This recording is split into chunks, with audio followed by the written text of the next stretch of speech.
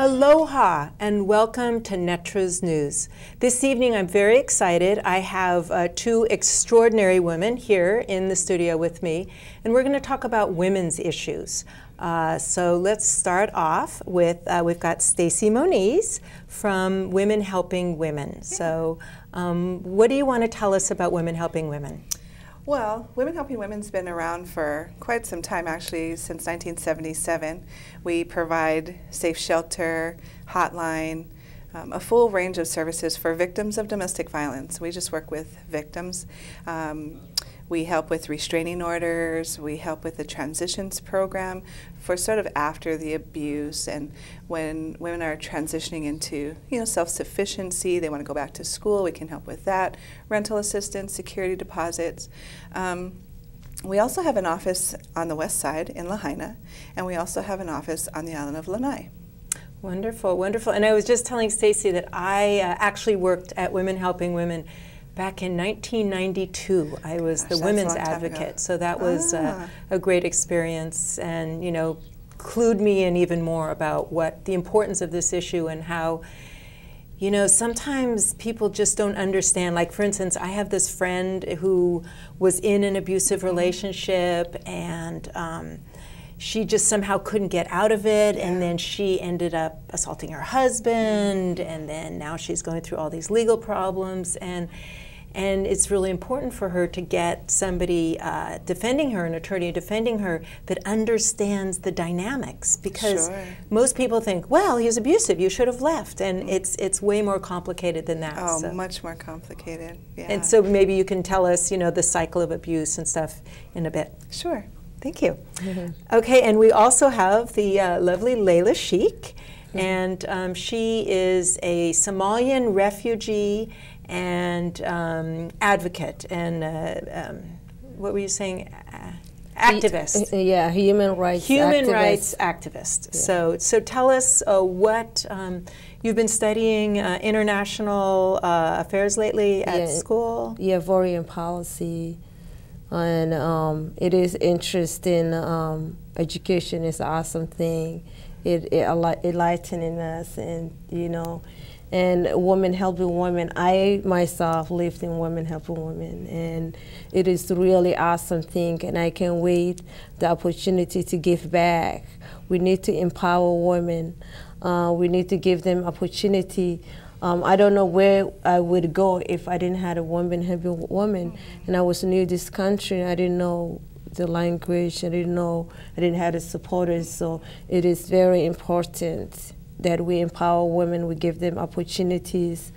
We know violence is not only comes from women, and it doesn't only comes from men, but it comes only from women also. Sometimes, yeah. Yeah, sometimes when we grow up in this kind of situation, ourselves has, because we grow up this kind of situation, we attract men who also grow up this kind of situation, and we find a comfort in our situation and sharing that, which comes out to bomb, really very unhealthy for both sides, and it makes them, it doesn't gives you time to grow and to heal and to learn other strategies to live more peaceful. Right.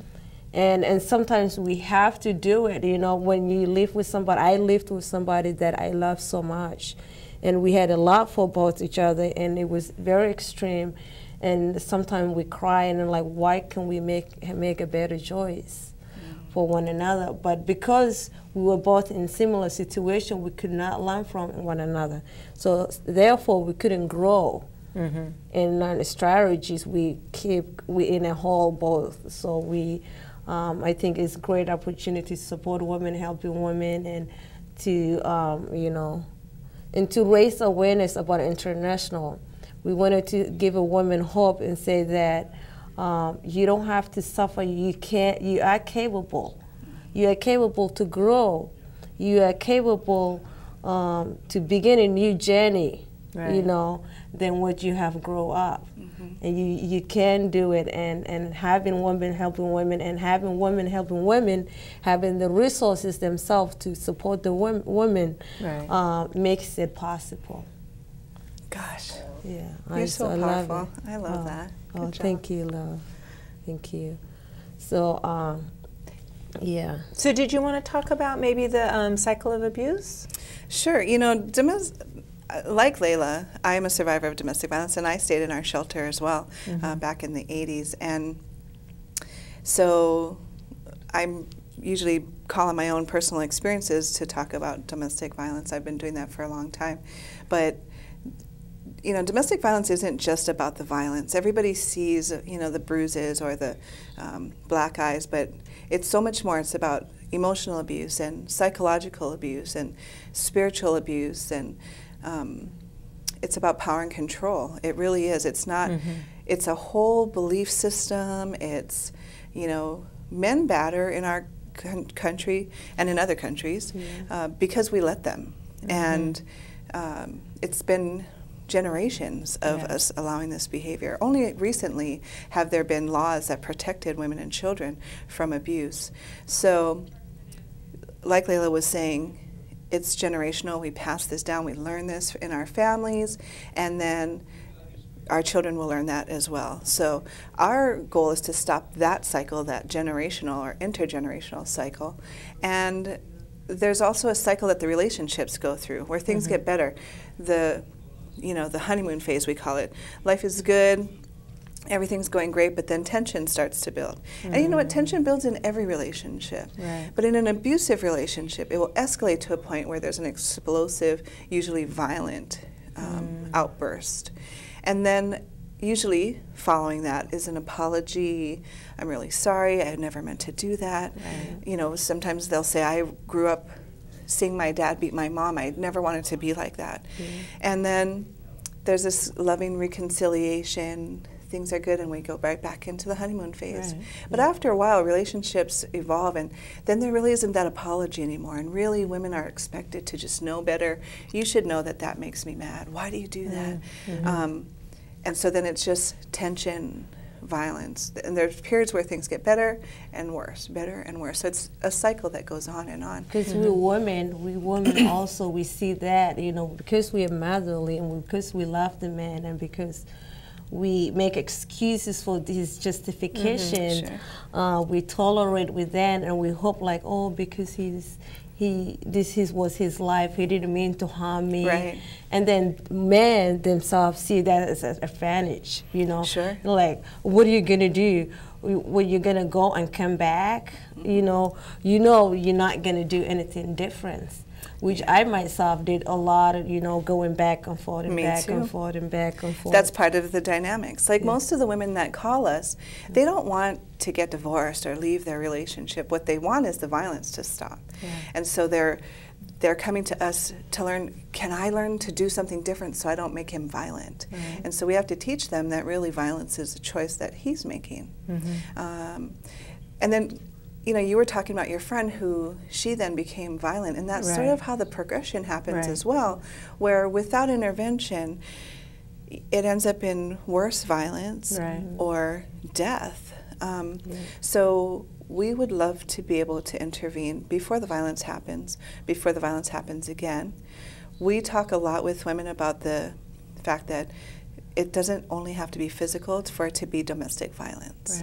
So, because a lot of women will say, in fact, I was with someone yesterday who told me she had to be convinced that she was a victim of domestic violence, that she didn't believe it. And I understand that too, because nobody wants to be a victim. So we try to give them options. The shelter is often a very quiet, safe place, even with a lot of kids. Like right now, we've got 11 women and 19 children at the shelter. It's pretty busy, but it's still a nice refuge to come and think where you're not under pressure. I mean, I've talked to women who literally can't even choose what they're going to wear to work. They're so fraught with anxiety because yesterday this outfit made him so mad, but last week I could wear that. And I never know how he's going to react when I put this outfit on. Do I look like a slut today? Or, you know, or is he going to like this dress today? So from those kinds of walking on eggshells to the big old, I mean, we've had women horribly, horribly beaten in our shelter. So, you know, we have that whole range from verbal to physical And October is National Domestic Violence Awareness Month. Okay. So that's part of why I'm grateful to be on the show during October. It's good, perfect timing. Yeah, we're doing a lot of activities this month to highlight and to help educate the community about what they can do, you know, and what services are available to victims and to batterers as well. Probably you know at the beginning of September, a woman was killed here, a tourist. You know, it's interesting that we've had only, and I don't want to botchy, but 2 homicides this year related to domestic violence. And both of the women that were killed this year were tourists. There was a woman in Waikoloa who was beaten to death with a piece of granite. They were staying at a beautiful resort in Waikoloa. And then we had this woman who's an attorney. And neither one of them fit the typical, like what you assume, because they were both professional women. The guy who killed his partner here worked with special needs children, so he doesn't fit the stereotype. But that's an important thing for people to realize is you're not going to be able to tell who's a batterer and who's a victim. You know, we've helped women who are doctors and lawyers getting restraining orders against equally high-profile professions. Those are the most difficult, I think, Very difficult. Because they're professional, because they have accomplished so much. It makes them their image. They're more attached to their image. Yeah, they're trying to protect their image of what is going on at home. Yeah. But there's no freedom. You know, there's it's nothing like freedom and peace. You know, and self-respect.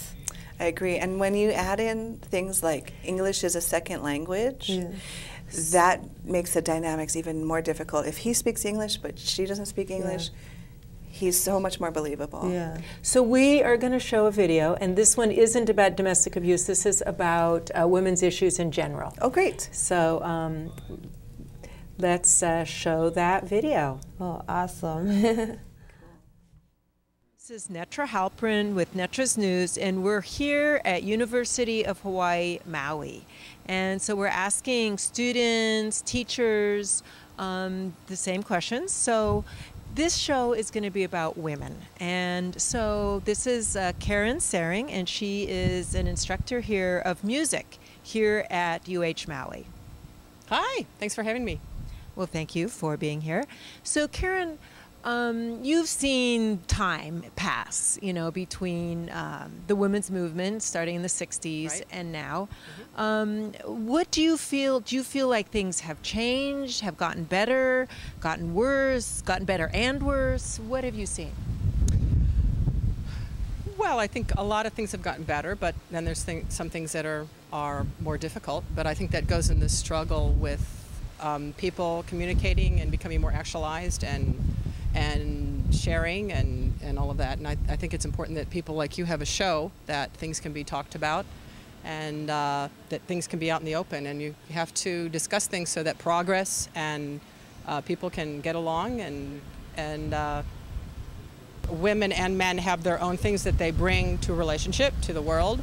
And, you know, women carry children, men can't do that. They've done studies on the brain and that women have you know, a different kind of brain and that they use both sides of the brain. They have more vocabulary, so sorry when men think we talk too much.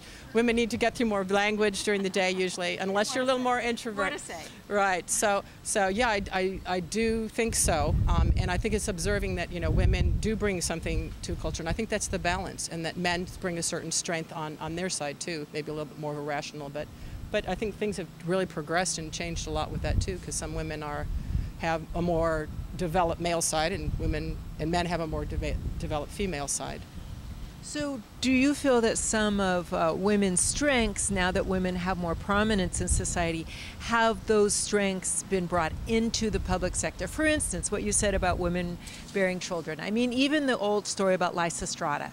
Basically, the women said to the men, until you stop war, we're not going to have sex with you. So that shows that even in that moment, women, because of whatever reason, women are not so keen on war. So have you seen that value, or some of the other, or in some other ways, the values that are inherent in women being played out in the greater society? I think so. Women tend to, they even traditionally and usually in most cultures, they are naturally the nurturers and the ones that try to make a home. Just because we are with child, so our biology changes, and so there's that immediate bonding. I think women have contributed to that and has affected the world. And I think women that have gone into politics have brought a different and a more nurturing environment, and that to maybe open the eyes of maybe men. And I think they have made a difference. There's some cultures too where, like these women who in Chile with during all the dictatorships down there in Chile, they do this dance called cueca, and cueca is a very sensual, wonderful dance between both a man and a woman, and it ended up that because of the dictatorship, killing off all their men, whether it was their brother or their husband or their son or their cousin, they dance alone. And Sting wrote a song about it. And how they did that is they took out this dance, and they very gently would do what we're doing right now, which is standing in front of a building and talking and doing something. And they just went and with their guitar and their dance, and it's women who dance alone, and they did some traditional cueca dancing in front of a government buildings, and they wouldn't dare arrest them. So is that better than rallying? Is that better than gunfire and all of that? So, yeah. The feminine touch to social change. Okay. And in your field, music, what do you feel the feminine or the female contribution specifically has been to the field of music? Girls, girls, girls. In my culture, I'm studying specific islanders now. I'm also from Africa, and I'm learning that how the similarity in those culture that has the women have to listen to her husband, and she cannot travel. So she has to, the man is a head hold. We do here in Hawaii too, in America. But I wanted to know the perspective of what do you think as a person about that idea?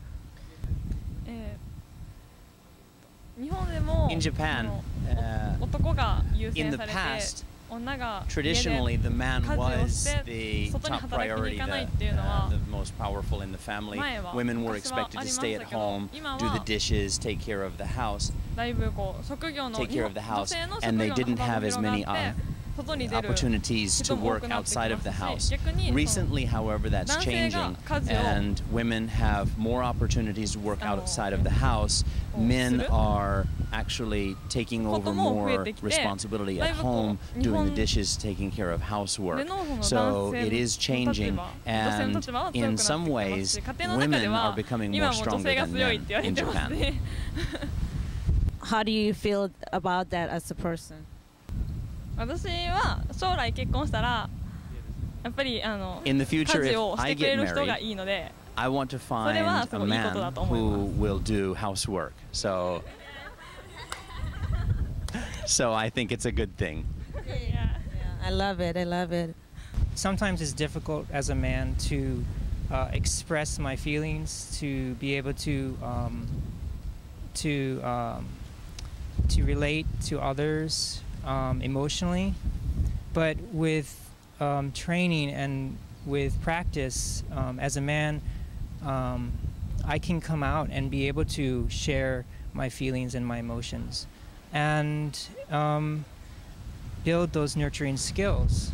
I think women have, if this was a race, women started the race first because they are able to give birth to a child. So by necessity, they have to be nurturing. They have to practice that virtue. They can't slack off from it. It's required. So, but men also have those virtues, and they can be cultivated. It just takes time and effort and persistence and caring about a better world and for yourself. Well, I absolutely agree with you. And so can you please tell the men out there that it's worth it? It's definitely worth it.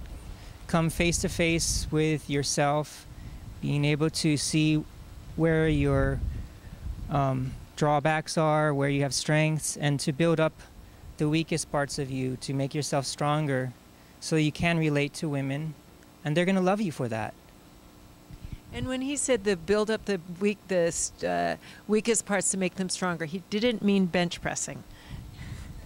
Yeah, your ability to communicate your feelings, to express your feelings, to be able to pause when you feel angry, and to consider your next steps, and be peaceful in the way that you carry yourself. Absolutely, and I'm all for bench pressing. I've done it myself too, but I just wanted to clarify that. So, okay, well, thank you. That's very encouraging, and I think you know, a lot of men maybe don't know where to start, and you know, the women. We had a women's movement. We learned how to be, you know, cultivate our male side, our strength, and the men haven't really had a movement yet. It's kind of slow and dribbles and drabbles, but it hasn't gone full force yet. Well, catching up. Catching up. Okay, So. well, thank you very much.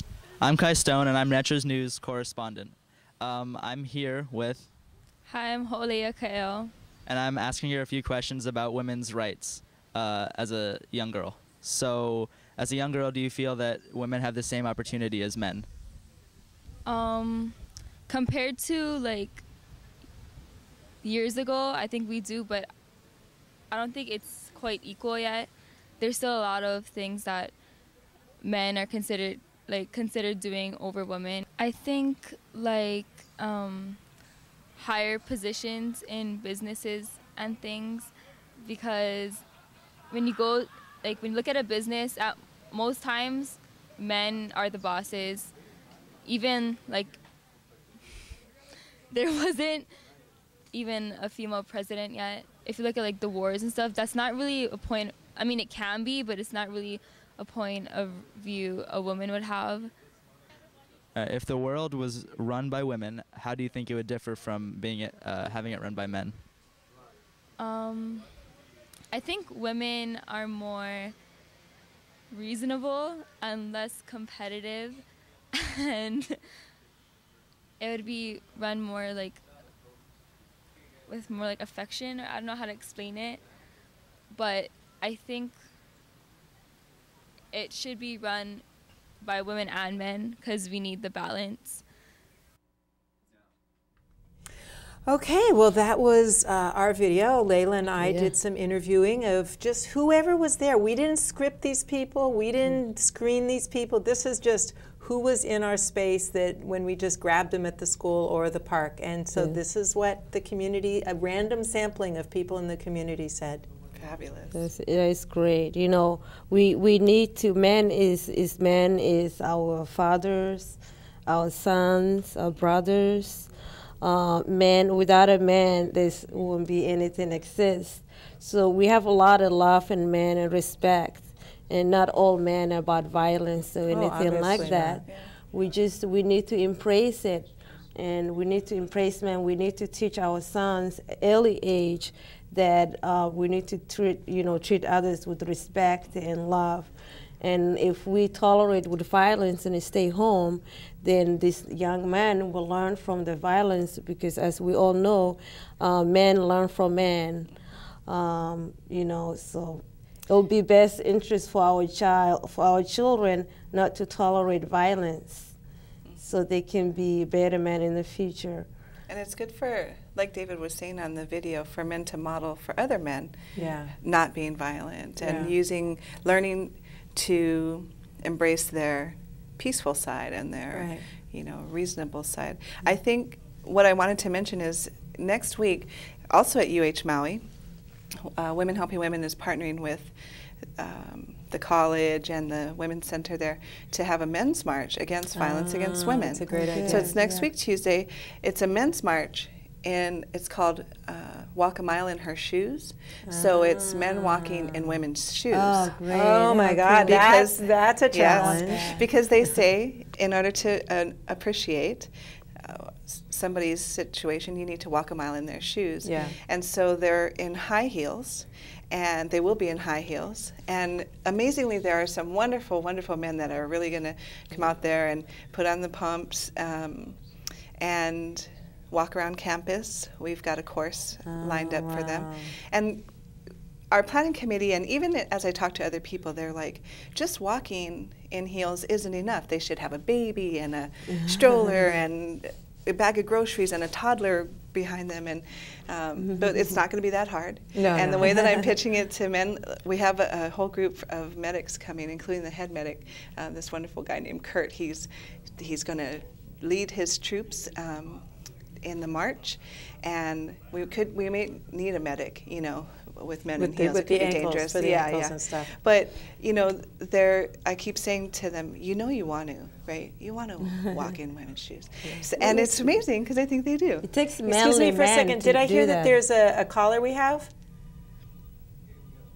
No, I guess no caller. Sorry. Anyway, so that's one of the activities. It's October 18th at UH Maui College from 11 to 1. And for the first 200 people that sign up, there's free T-shirts, bento lunches, and entertainment. We have Makani from 99.9, who'll be our MC, also wearing heels.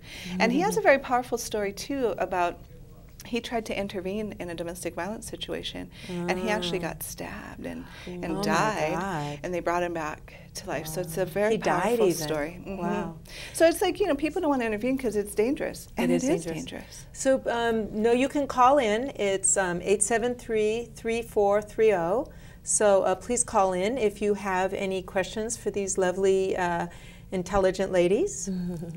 I'm really glad you're doing this in regards to women's issues, but I do want to challenge our community that domestic violence and other forms of violence against women really aren't just a women's issue. They really are our community's issue, and that we all need to take responsibility for keeping women safe. And you know, we were doing some organizing around our vigil that's happening on the 21st of October, and we met with the women living in the shelter right now.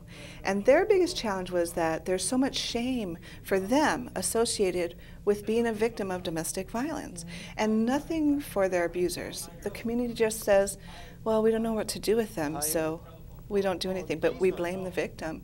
So I really encourage people, rather than asking, why does she stay, why doesn't she leave, really ask, why doesn't he stop being violent, or why doesn't he get help for his violence, because it really isn't her. And that's what they were saying, you know, we're not doing anything wrong. So I just want to put that out there. Good, great, wonderful. And we have a call. So who is the caller, please? This is Lucy Feinberg. Hi, Lucy. Oh, hi, Lucy. I used to work for Lucy. So great. Thank you for calling. Lucy, what did you want to say? If there were two different things that you would want women to know about domestic violence, what would they be? If somebody just turned it on now, what is something that you would like them to walk away knowing that they may not know? And I'll hang up and listen to your answer. Thanks, Lucy. You're welcome. See ya. We work together a lot. She works at Parents and Children Together. They're another organization that provides domestic violence services, so what a great question. I'll give one answer, and then you want to give an answer? Okay. One thing?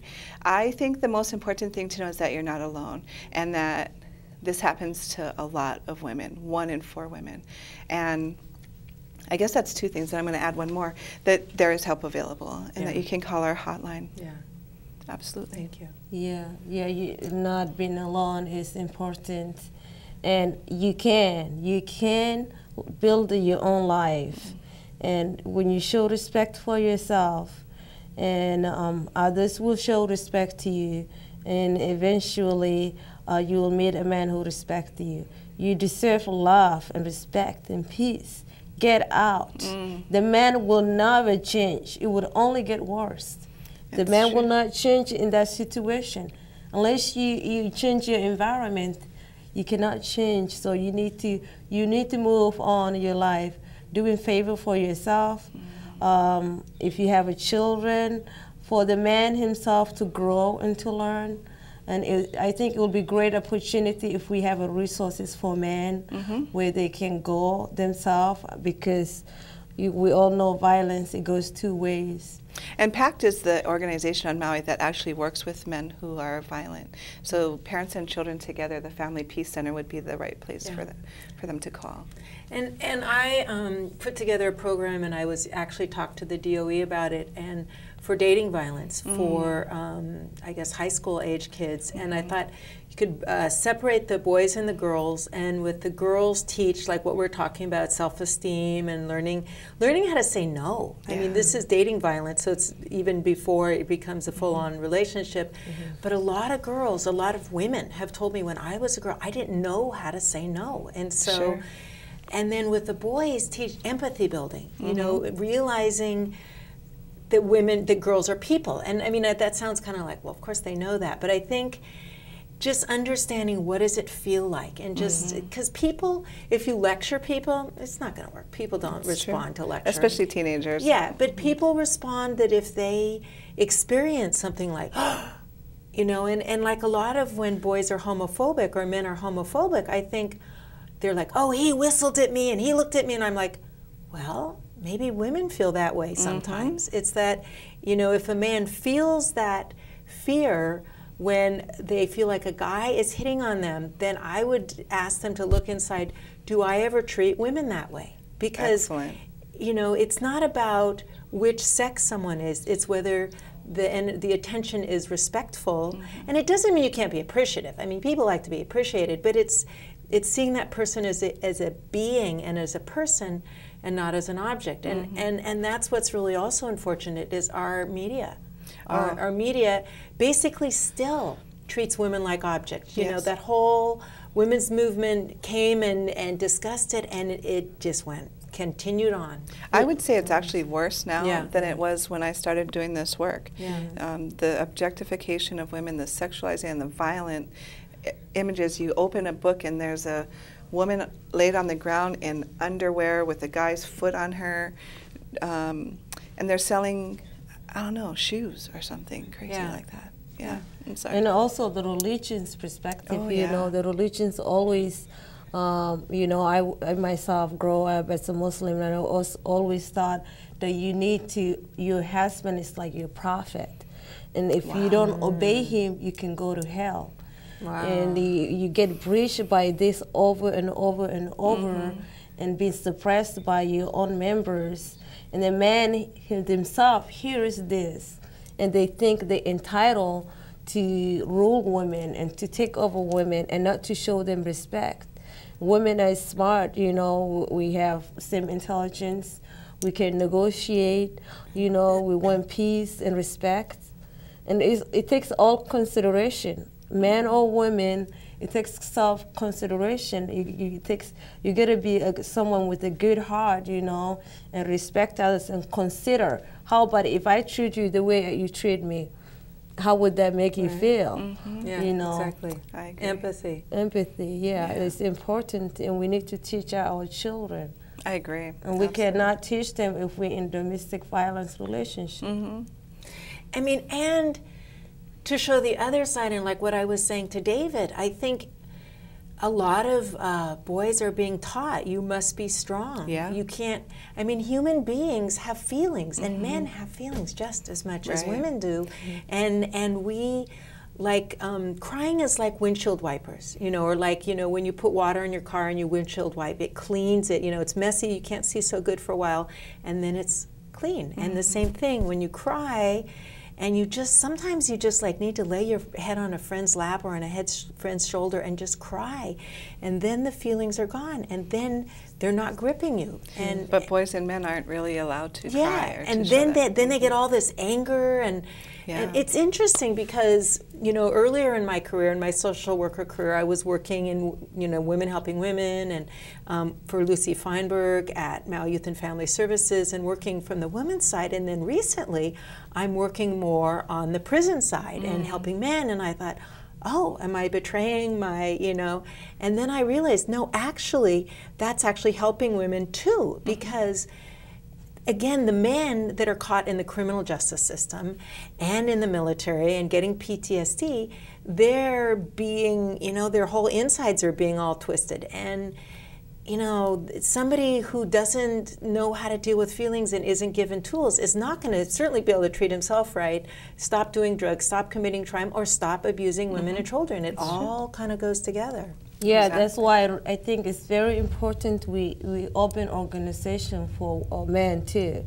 You know, men, I've seen men complaining all the time, or women get all the resources, women this, women that, because women are more vulnerable. Women get the children, and they're not, you know, don't have the authorities that man does sometimes. So that's why we need to empower and we need to grow.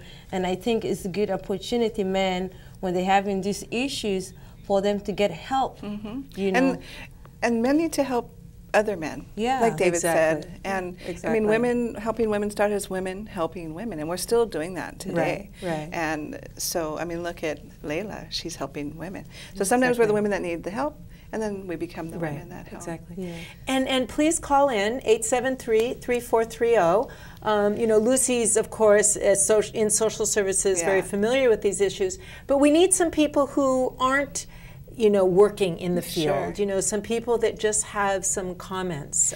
Maybe I can talk a little bit about our activities this weekend while we wait for somebody to call. So October is Domestic Violence Awareness Month, and we're partnering with Maui Onstage and EO Theater and Talking Stories, another nonprofit, who have written a play called If You Love Me, and it's a play about young adults just getting into their first serious relationship and the challenges that come along with that. And any relationships are difficult, but it talks about how it's, you know, art is a fabulous form of creating social activism. I love that Kea's done this. Kea is the playwright who wrote this play, has done a great job of showing us the grays. A lot of times we think in black and white. It is or it isn't, good, bad, right, wrong. But most of the life that we live is in the gray. And so she tells a story where there is no good guy, no bad guy. You get it. You understand why Rick is upset. And interestingly, there are two protagonists where we watch their journeys through the play. One is Lily, who's our shining star. She's a karaoke champion. And her journey, and then Jason, who is someone renting out their garage. And you see the dynamics between Lily and Rick, her boyfriend, and then Jason, the roommate, who's also a survivor of domestic violence as a child, and then Lily's mom and her best friend, Tara, who is hilarious comic relief, because, you know, with the sort of a tense plot line, you need that comic relief. We have a lot of great acting, a lot of singing, very talented cast, very, very talented cast. And in fact, we have a clip that... It's ready to go. Oh, great. It's ready to go. And maybe we can watch that for a couple minutes. Okay, so let's watch the clip. Great, thank you.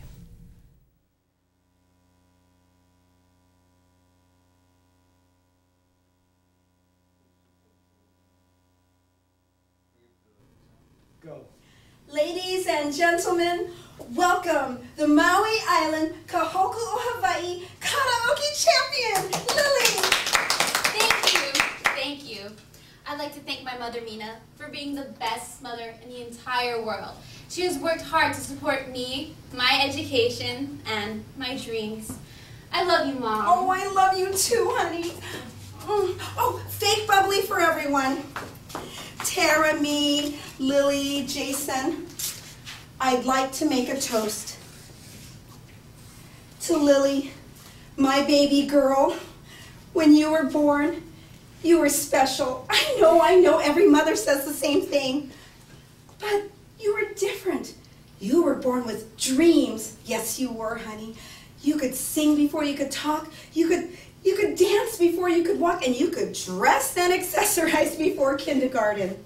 Now, I made a promise to you, to me, to God, that you were going to be that somebody you were meant to be. Even if I had to kill myself to make it happen. So, to Lily, my baby girl, cheers. Cheers. Thanks, Mom. I love you. I love you too, honey. Oh, okay, the best part. Cake! Oh my God, I've died and gotten to heaven. Is that chantilly cake from Komoda's? Why, yes, yes it is. That cake is so expensive. And worth every penny. Free meal and free cake. What do you mean? The cake is the meal. Okay, let's go ahead and serve this.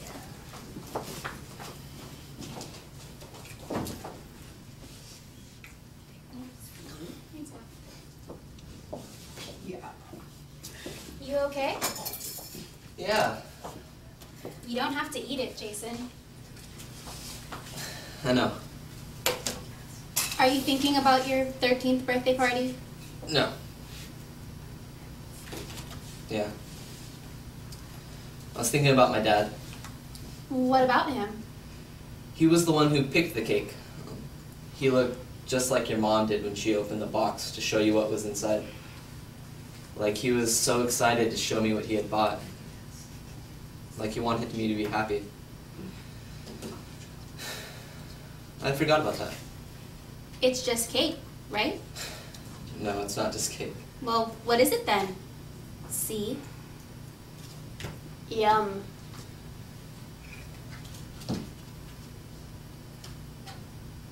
You're right, it's just cake. Oh, hi Rick. Want some cake? Oh, crap. Looks like a party. Oh, it is. We are celebrating Lily winning the karaoke championship. My invitation must have got lost in the mail. Well, you're here now. You might as well have some cake. Sure. Lily, can I have some cake? Or do you only serve to your lover boy over there? I thought you were going to your auntie's house tonight. Oh, I was. I just thought I should bring some soup for my sick girlfriend first. Looks like you're feeling better, Lily. Here's your cake. What, you're not gonna spoon feed me too?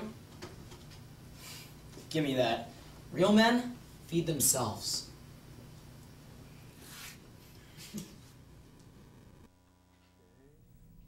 You can cut that. Yeah.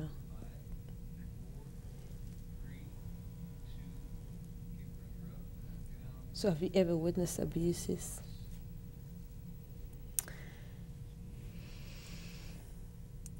Oh, they don't have to show all that. Okay, well, that's... Well, and Rick says it all. Real men feed themselves. It's a set of belief system. Yeah. A belief system, and Yeah.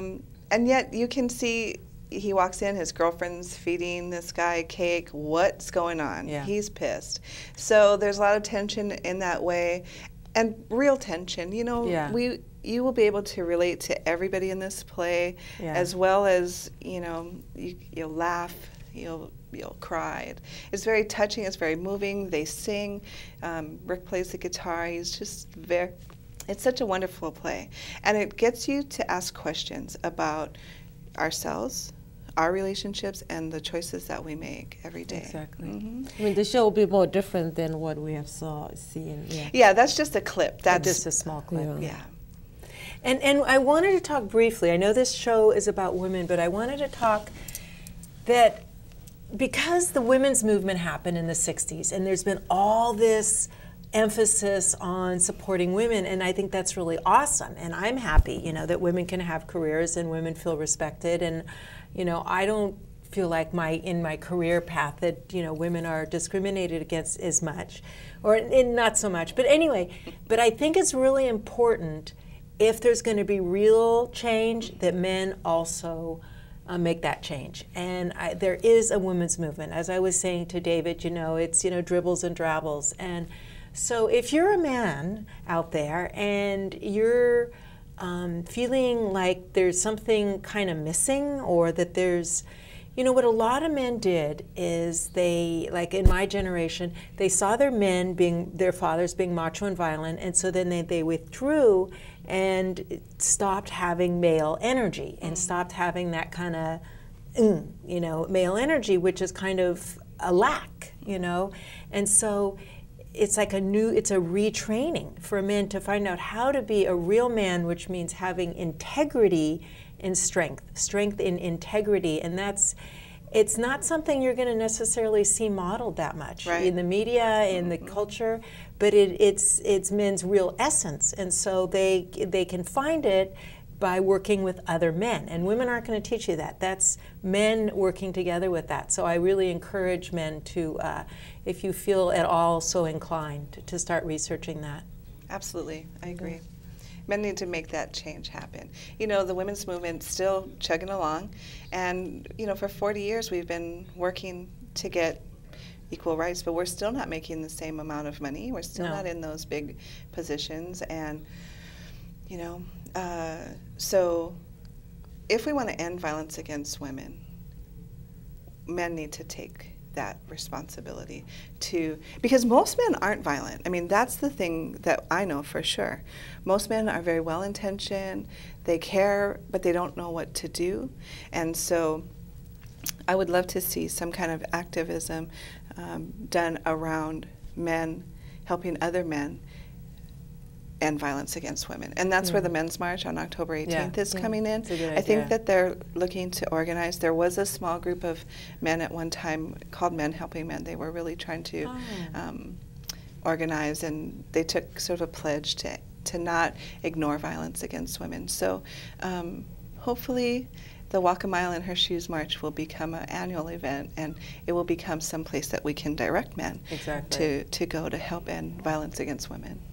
And something you said earlier about men abuse women if women let them. And also I heard that in cultures where women have power, the more power and the more egalitarian the culture is, the less violence there is against women. And so there's a direct corollary. And there was another video that I didn't put in yet, was hunger breeds violence, breeds rape. And this is on the international level, is that it all goes together. And so the more status women have, the less women feel that they have to put up with things, or the economics. You know, so we talked about women who are in a wealthier position, but a lot of women, they stay because they can't afford, especially if they have children. And what I had said was that, not that women let men beat them up, that as a society we let men beat women, rape women, and we surprise them, and we make them, you know, it's women's fault. In my country, like when women get raped, it's like you exile, you know, you're ashamed. No one even talks about the man and what had happened.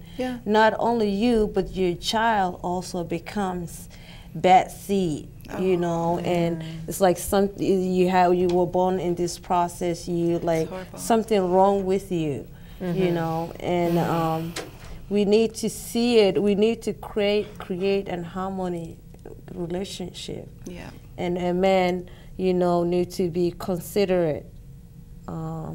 And we need to stop the suppressing. That's the thing. Like women, even women in power in this situation, like you say, a lawyer get killed. I mean, it's not like she had a financial difficulty of getting out of it. It must be mentally. It's more psychological. It's psychologically, So you need to get out before it's too late. Well, and it just goes to show that anybody can get caught up in domestic violence, and that when it first starts happening, you're like, oh, this is kind of weird, like, you know, but he's sorry, you know, and it's easy to start to forgive, and then by then you're sort of trapped in that relationship, and now he's got emotional control, and he's got maybe financial control. Just because she's a lawyer doesn't mean that he didn't have control of her finances, those kinds of things. So, we won't stop violence against women until women are treated equally and fairly in our country. The whole society. It's true. We need to give them more opportunities, women available, because women as single mothers, women are raising families. Watch, look around you. Women are raising families. Men need to wake up. This life is too short. It's very short. You're here and then you're gone. Take care of your loved ones, take care of your family, and at least try. I mean, some of you may say, who are you to talk? I can't even be with my children, but I'm working on it. You know, the thing is, you grow, you keep growing. Yeah. Absolutely. Yeah. So you need to keep growing. I grew up as a little girl and I was told like I was the ugliest, I'm nobody, I can't make it anywhere by the people I love the most in some more environment. But you need to see that hope is available. All you need to do is put your feet forward. Just to keep going, even if of course you cannot know the future, but just keep going and looking for a better life. Don't get stuck. I do think things are changing, if I can add a little, on lots of levels, but especially with our young people. I did a talk at Lahaina Luna talking about business. It wasn't even about social services. And I talked about what we do, and there were students in this class that shared very deep personal stories, guys that were sharing their own stories. There's more of, permission now. Yeah, and I was like, I was so hopeful, because if they can speak in all three classes, someone, and always guys, and sometimes tearfully shared that their family is fraught with domestic violence and how painful that is. I mean, you can hear it, you can see it, and that they were willing to share on that deep a level in front of their peers. Gave me a lot of hope. Yeah, you know? it is. I agree with you, and I wanted to talk briefly that this isn't just individual people. I think it's our whole culture, and the United States. I mean, I know Africa is a different situation, but the United States is a very violent country, and there's a lot of violence, and there's a lot of violence against people, men, women, children, everyone, and. For instance, the March on Wall Street, or the Occupy Wall Street. I mean, it's not just about finance. It's about the whole culture that we're in. It's about equity. There's violence. There's greed. There's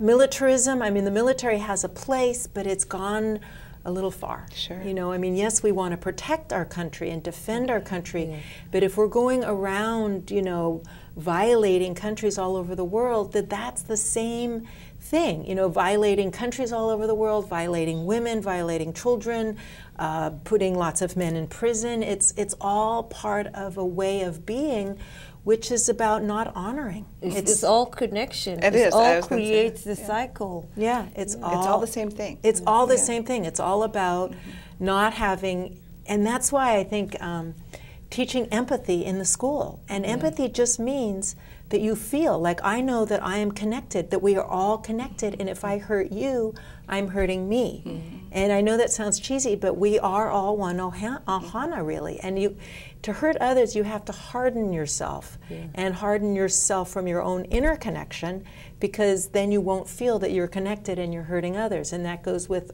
all kinds of violence. Is it important, I think, teaching empathy in schools is very, very important, because they teach all these businesses and all the how there's a lot going on, and all they teach is to shut you down and more individualized. And we need to teach it at home. I mean, every home should be a safe home. I mean, it would be wonderful. And that's our greatest teachers. And I think that expecting the schools to teach that is a great idea, but we really need to learn that at home. And I think in families where domestic violence is happening, there is no empathy. There is, just, I'm afraid of him, so I'm going to respect him.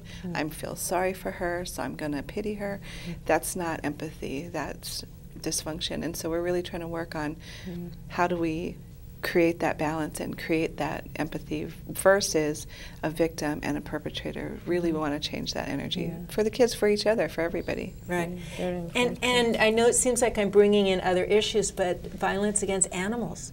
Oh yeah, very big connection. If you look at dog fighting, chicken fighting, guarantee you're going to find abusive women and children in those families. There's a huge study that shows it's the Humane Society of the United States did a study, and where there is animal abuse, there is family abuse. Whether it's domestic violence or child abuse, it's very interconnected. Cruel, it's cruel, and when somebody do cruel things, to one, they will do to other. Well, it goes back to property. Like back in the day, women belonged to men. They were property. Chattel, yeah. And so you were your father's daughter until he gave you away at your wedding, and he gave you to your husband. Now you're his wife. And so we were just considered property, like animals, like children. Yeah. There was, so you could do whatever you wanted to the property. Animals are treated that same way. Yeah. So it's all very connected. Yeah, that was good. And I'm not in any way, it's not about blaming the victim, but also the blaming the perpetrator. And that's what I was saying. I've learned so much from my work with the prisons and with prison reform is that there's always a reason that people are doing what they're doing. And a lot of times it's, I mean, sometimes like the guys on Wall Street, they're just doing it because they get away with it. But also that's why the men do it too, though. and exactly, they're yeah. doing it with their people are doing it because they. But it's that old story where the guy's at work and his boss is yelling at him, so he goes home and yells at the wife, and then the wife kicks the dog, and it's like this cycle of downward oppression. Sure. And so what I'm calling upon people to do, and for all of us to do, is when we feel that pain in ourselves, learn tools to deal with it instead of passing it on to whoever is weaker. And that's pretty much what we all have to be careful not to, is to pass it on to those who are weaker and learn. Even those who harm, it's not like they're happy. They're not happy for doing this. They're not happy being miserable. So why not get help, Get separate yourself. If you cannot control yourself in your anger, take a walk. Exactly. If you're spiritual, have beliefs, try to seek, resources, find out whatever it is, read, self-thinking. Self-improvement. Self-improvement. There's a lot of reasons. There's no excuse for abuse, period. Yeah, exactly. See, I couldn't say it better. And they have these great posters, and they, with the teenagers and or little vignettes. I haven't seen them on TV lately, where the boy's like, well, or the poster says, I didn't know what she wanted, so I asked her. Just simple things. Respect. What a great concept. Yeah. I know. David was really good too. He was very, he's awesome. He's awesome. And that's what it takes. You have to, don't be self-centered. That's what you have to think outside of yourself. So we're coming near the end. So if you would like, I know it always goes really quick. If you would like to each give your last, and you can talk directly to the red lighted camera, and that will be the audience. So if you want to say something directly to the camera. Me first? Yeah. Okay, hi. Like, which camera? October's Domestic Violence Awareness Month. I really invite people to get involved. Come out to one of our events. I encourage you to come to the play this weekend, October 14th through the 17th. We have a show on Monday morning, Friday, Saturday evening, Sunday matinee at the EL Theater. You can go to MauiOnStage.com and buy your tickets, or show up at the EL Theater, but you save $5 by ordering in advance. I would also encourage you to come check out the Men's March Against Violence Against Women, Walk a Mile in Her Shoes at UHMC, October 18th from 11 to 1, or come to our Candlelight Vigil on Friday, October 21st. At 4:30, we're going to be holding signs out front of Kahului Shopping Center. So come and join us. We'll have signs. And I want to give you the hotline number just in case. It's 579-9581. If you or somebody you know is being abused, give us a call. Okay, thank you so much. Okay, and then Layla. Get out. Get out and get help, regardless of who you are. Do not let yourself suffer and your family suffer. Life is too short. You can make it. And help women helping women. Create healthy families. Donate, support women helping women. Okay, thank you, ladies. Yes. You have been awesome. I want to talk about my sponsor, Threes Bar and Grill, over in Kihei Kalama Villages. They've got Hawaiian, Southwestern, Pacific Rim, music almost every night. They're delicious. Check them out. So thank you so much for coming to Netra's News. Our next show is going to be October 27th. On foreclosures, Occupy Wall Street, And then November, we're going to have bye-bye. Yeah.